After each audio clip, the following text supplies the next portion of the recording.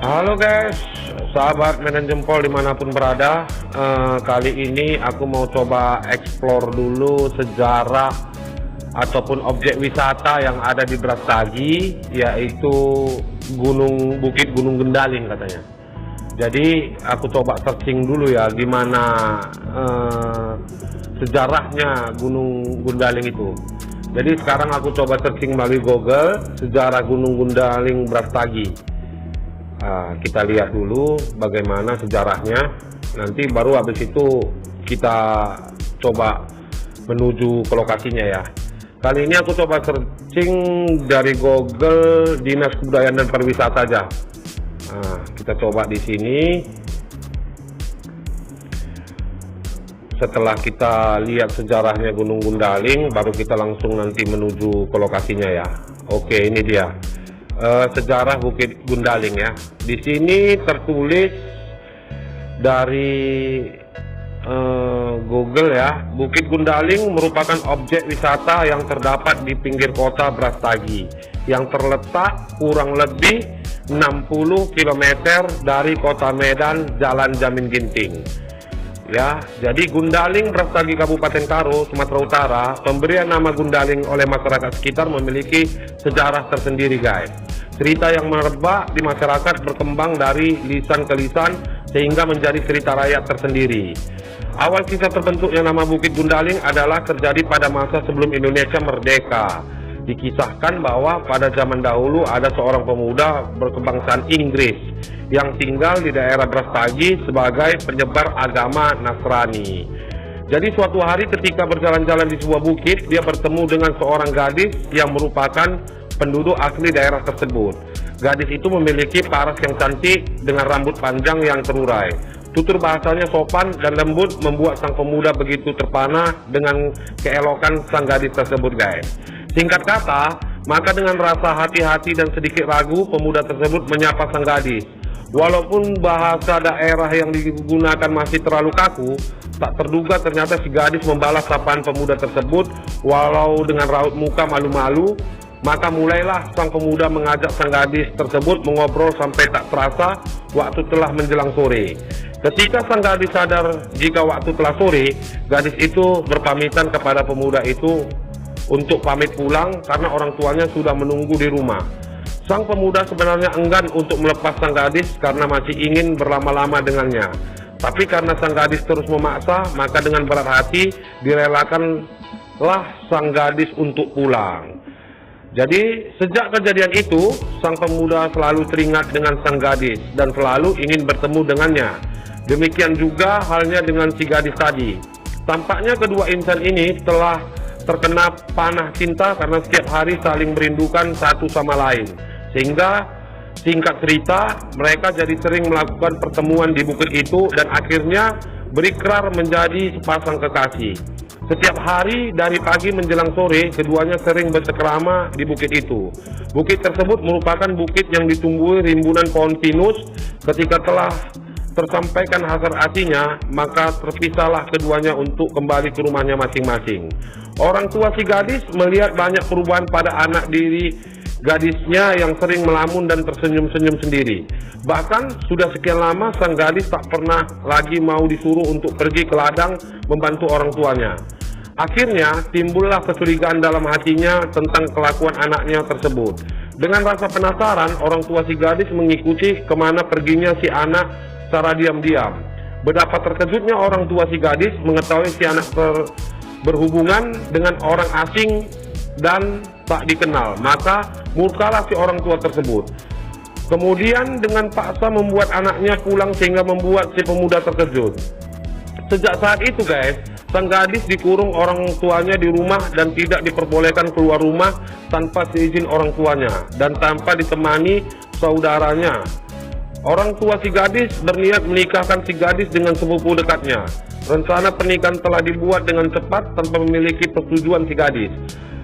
Sementara si gadis setiap harinya selalu dirundung kesedihan dan matanya bengkak karena sering menangis. Dia menangis karena tidak bisa lagi bertemu dengan kekasihnya. Demikian juga dengan sang pemuda, selalu resah dan gelisah karena tak bertemu pujaan hatinya.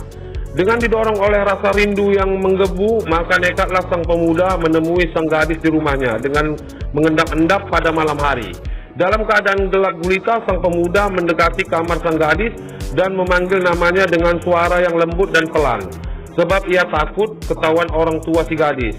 Ketika sang gadis mengetahui dan mendengar suara kekasihnya, maka dengan segera ia membuka jendela kamarnya. Dari jendela kamarnya, sang gadis mengatakan kepada pemuda itu bahwa ia dalam masa pingitan dan akan segera dinikah dengan sepupu dekatnya. Terkejutlah sang pemuda itu guys, lalu menyarankan si gadis untuk kabur bersamanya. Setelah bersepakat untuk bertemu di bukit tempat mereka biasa bertemu, pulanglah si pemuda ke rumahnya. Pada keesokan harinya, pergilah si pemuda ke bukit tempat mereka janji bertemu. Dia menunggu sang gadis dengan perasaan gelisah, sementara sang gadis berusaha keluar dari rumahnya lewat jendela. Tapi memang malang nasib si gadis itu guys, karena masih dalam perjalanan ternyata keluarganya mengetahui niat si gadis lalu memaksanya pulang. Dan hari itu juga dia dinikahkan dengan sepupunya. Sementara sang pemuda sudah gelisah tak menentu menunggu kedatangan sang gadis. Dia berjalan mondar-mandir ke sana kemari mencari sang gadis sambil berteriak memanggil darling.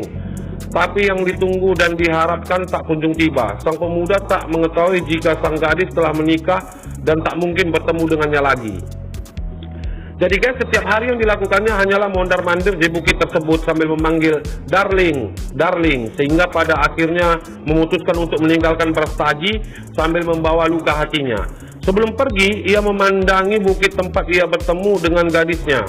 Maka terucaplah kata goodbye darling, yang artinya selamat tinggal sayang. Dia mengucapkan kata itu berulang-ulang sambil teriak, sambil bukit tersebut tak kelihatan lagi di pelupuk matanya.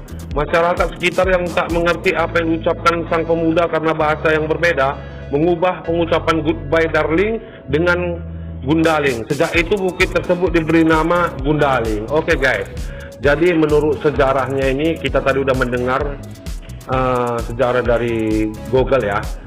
Tetap stay tune di channel Medan Jempol karena kita akan explore sejarah Gundaling.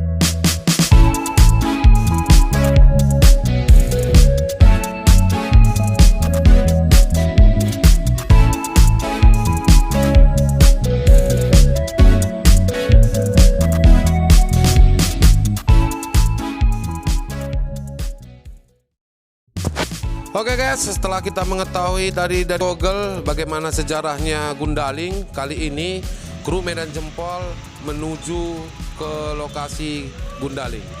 Gundaling ini guys terletak di Brastagi ya. Gundaling ini adalah satu objek wisata yang banyak diminati oleh masyarakat Medan ya, Sumatera Utara. Jadi kalau ada waktu berlibur, semua warga Medan itu kebanyakan sih menuju kemari. Ada apa di Gundaling ini? Kita di sini nanti coba lihat, kita explore lah bagaimana bentuk lokasinya ya, bagaimana kenapa sih warga Medan atau masyarakat Medan berminat kali kalau hari-hari libur itu datang kemari gitu.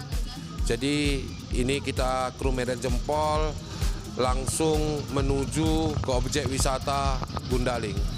Jadi seperti di video ini guys, kalian bisa lihat ini adalah tugunya Brastagi.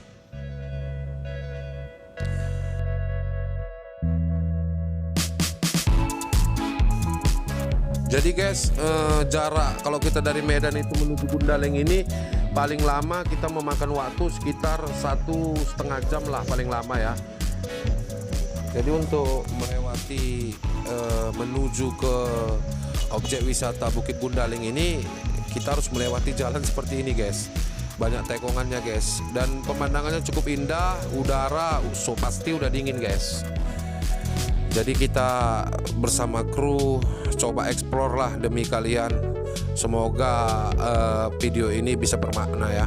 Jangan lupa buat kalian sebelum kita sampai di lokasi, jangan di skip videonya, di subscribe, like, dan komennya ya.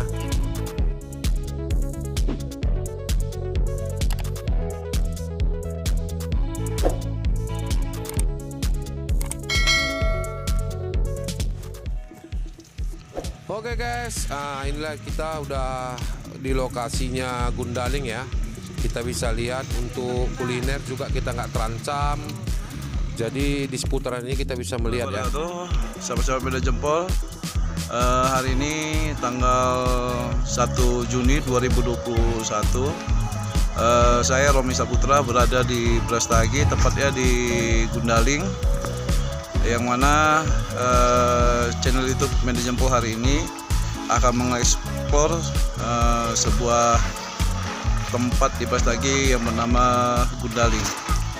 Jadi buat sahabat-sahabat Medan Jempol jangan kemana-mana, tetap di stasiun channelnya YouTube Medan Jempol.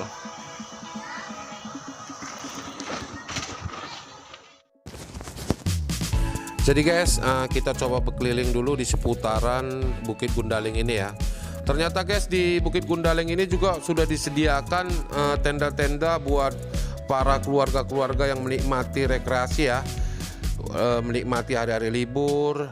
Sudah difasilitasi dengan pondok-pondok yang terbuat dari terpal ya guys ya, supaya kita bisa duduk menikmati, kumpul keluarga menikmati kulinernya sambil memandang ya di seputaran ini ya. Kita bisa lihat di sini.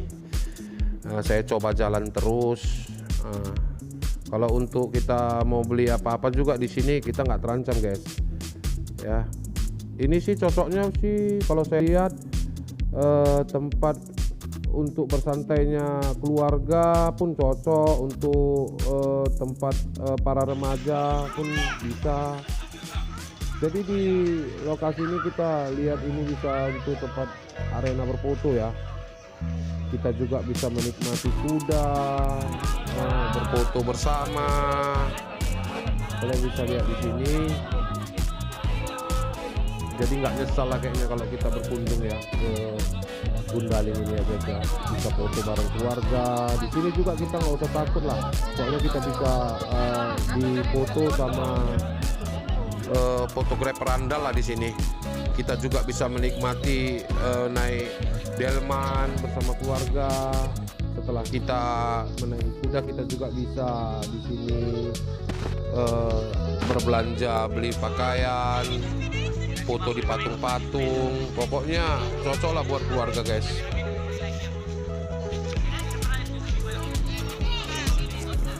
Jadi jujur aja guys, udaranya dingin banget di sini, luar biasa.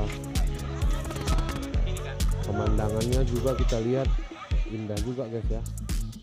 Ini saya coba jalan mengelilingi. Jadi Gundaling ini guys sebenarnya dia kalau kita naik delman itu mengelilingi ya. Kita keliling muter-muter di daerah itu juga gitu. Jadi di pinggir-pinggiran jalan Gundaling ini kita bisa melihat orang berjualan aksesoris seperti baju, sal.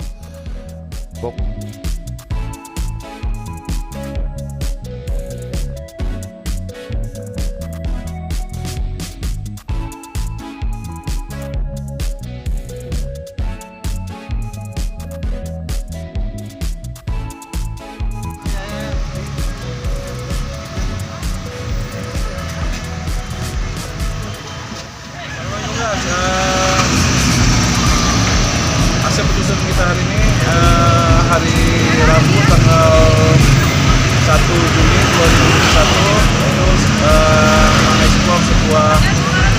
perjalanan kita di Jalan Brastagi, khususnya di daerah Gundaling guys. Jadi buat sahabat-sahabat Medan Jempol dimanapun kalian berada, jangan lupa untuk like,